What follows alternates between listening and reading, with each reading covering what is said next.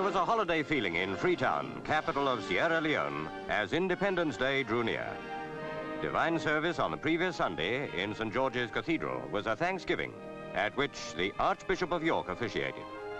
An air of rejoicing could be sensed everywhere. In the colony and protectorate of Sierra Leone, there has been none of the strife which elsewhere has sometimes preceded the granting of independence. Visible on all sides was the joy of people welcoming their new status, happy that they would soon be standing on their own feet. But there was no resentment of their past colonialism. Long affection between the British and the Creoles ensured a smooth changeover. Evidence that Independence Day was rapidly approaching was the arrival of the Duke of Kent.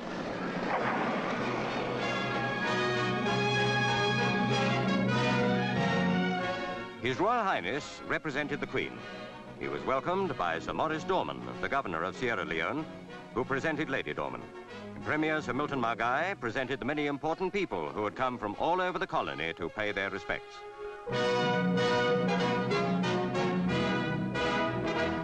The Guard of Honor was paid the compliment of a proper inspection by a professional soldier. The Duke was enthusiastically acclaimed all the way from the airport to the city boundary of Freetown.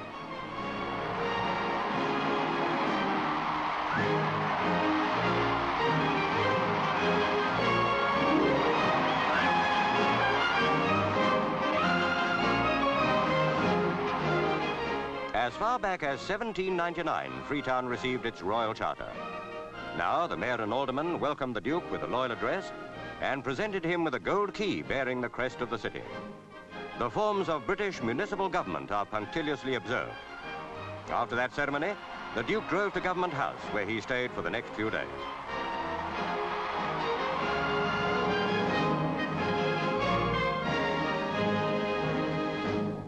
Next day, there was a regatta, mainly an affair of canoe racing, with the type of craft used in unloading merchant ships at places on the West African coast where there are no harbors.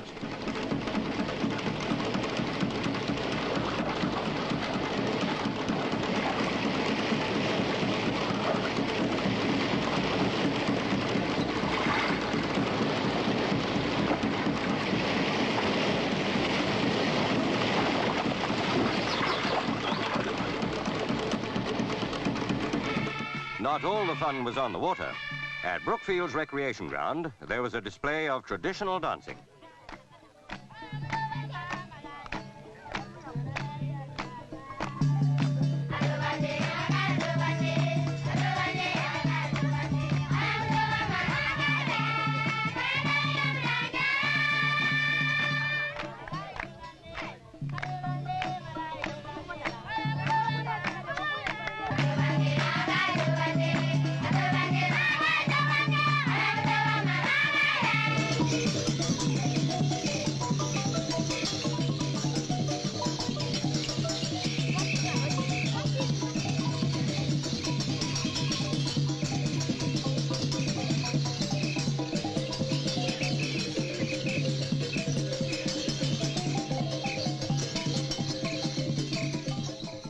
At the Government House garden party, the Duke met most of the important persons of the colony and protectorate, presented by the Governor and Lady Dorman.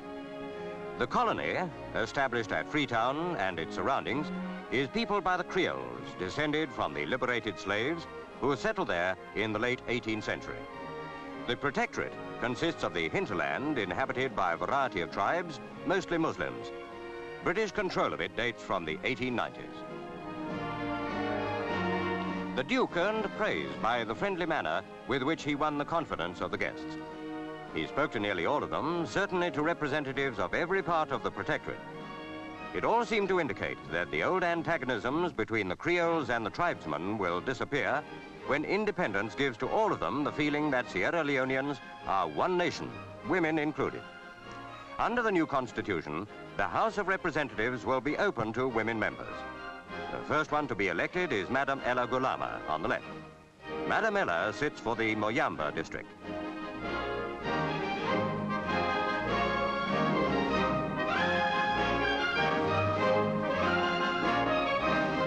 How different it must all have been for rulers in the hill country, not far away, and little touched as yet by European ways.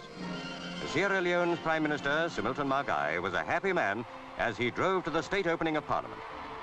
Cameraman Pat Whitaker headed the Pathé film team, putting on record this historic day in the life of the country.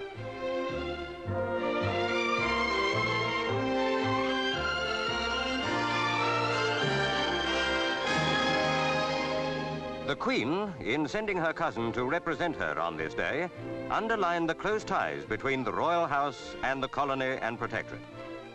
The representatives were already assembled to hear the Duke read the speech from the throne. In that message, Her Majesty welcomed Sierra Leone into the Commonwealth family of nations. Then, as her representative, the Duke conveyed the royal instruments of Sierra Leone independence to the Prime Minister, Sir Milton Margai. All over the country, it was the signal for rejoicing, much of it expressed in dancing.